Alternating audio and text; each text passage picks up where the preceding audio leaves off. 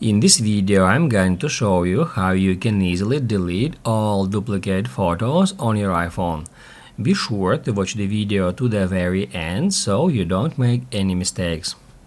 Let's get started, guys, and first off, you need to head over to Settings.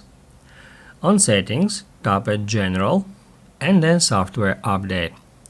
Here you need to make sure that your iPhone running iOS 16 or later. As you can see, currently my iPhone running iOS 17.4.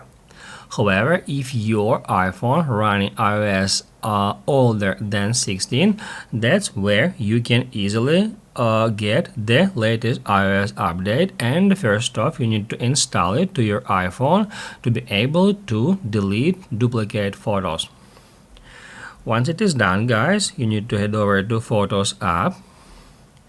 Then tap right here to go to Albums and then scroll down to the very bottom, where just under the Utilities you can easily find duplicates in case if your iPhone detects some duplicates of pictures in your camera roll. If it doesn't detect any duplicates, you will see here just Imports, Hidden and Recently Deleted.